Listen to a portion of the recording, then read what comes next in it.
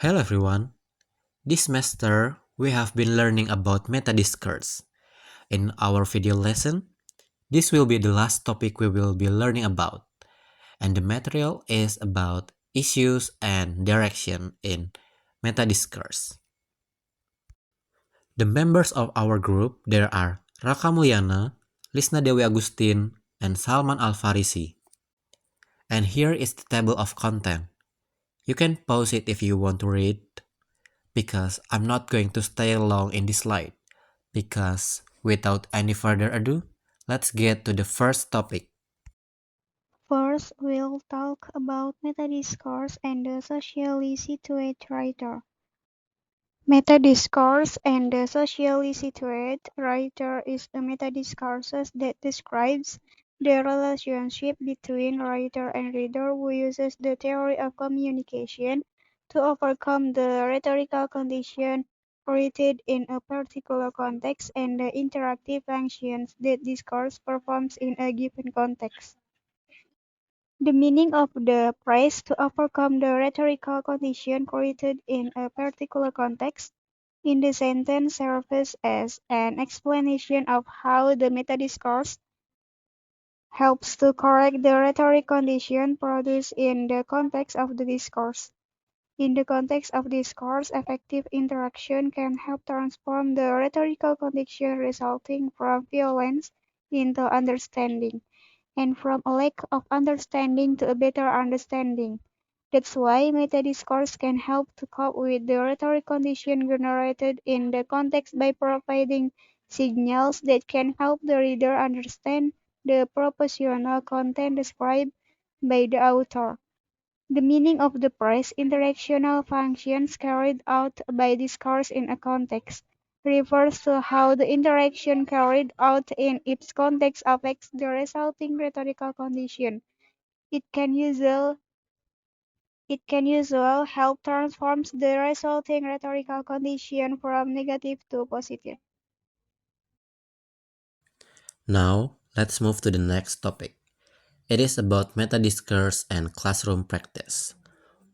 First, meta discourse is not a teaching method, but it is important for the classroom. Why? Because it more focuses on researching how language is used rather than teaching directly. Second, a source of knowledge for EFL students and teachers. Metadiscourse is a tool for understanding how language is used in various situations. Third, teachers need to understand different rhetorical conventions.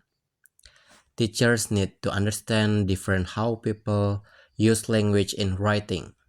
This helps them to guide students to write well for different situations and audiences.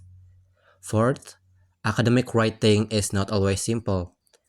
Meta-discourse also emphasizes that academic writing is often presented as a natural, clear, and uncontested way to participate in academic communities, which can be misleading for learners.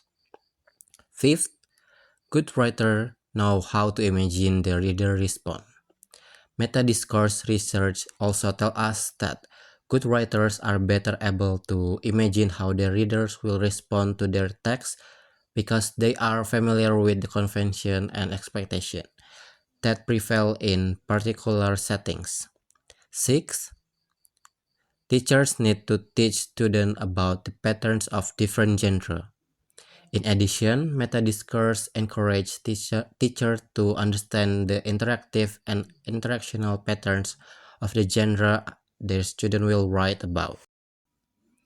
After we learn about meta-discourse and classroom practice, we will learn about methodological issues.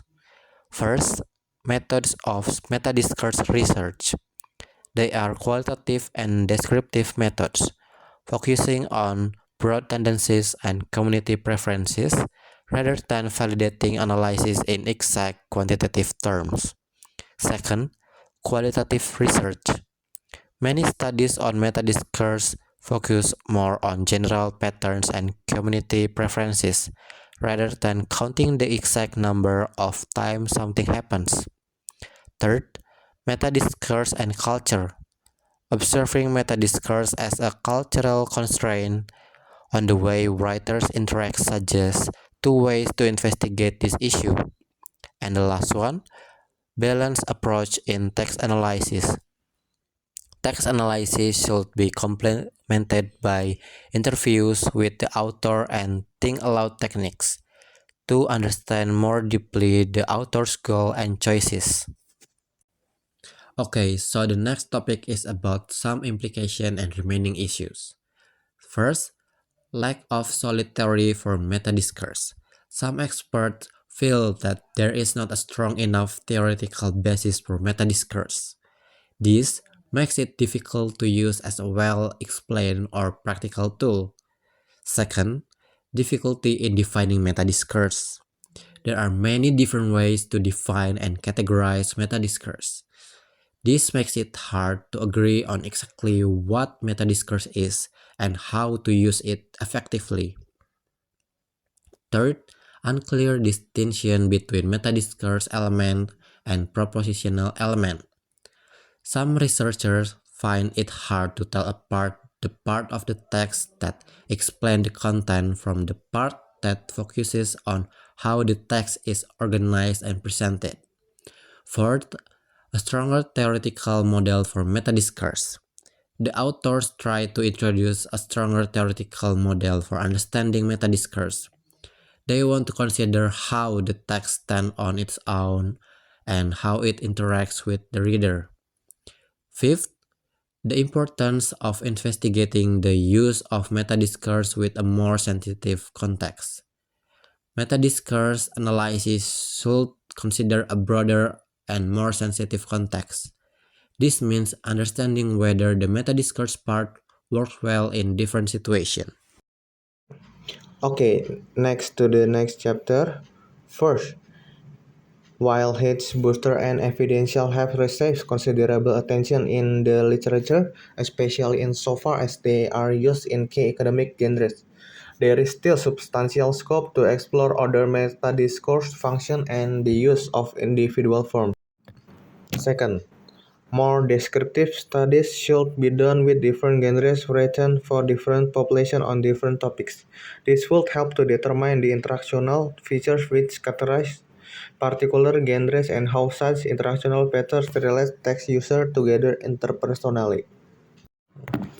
Third, meta-discourse research can contribute to the important work done by Hinkel and Mauranen and others on cross-cultural discourse variation, exploring expectations for particular forms of meta-discourse and interpersonal practice of different first language groups in target contexts.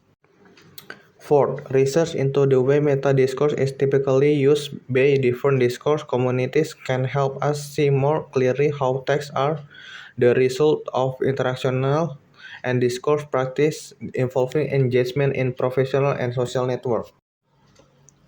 Finally, there are several diachronic studies of meta-discourse practice and research that is sorely need to document change in thinking style, argument patterns, and ideological practice over time.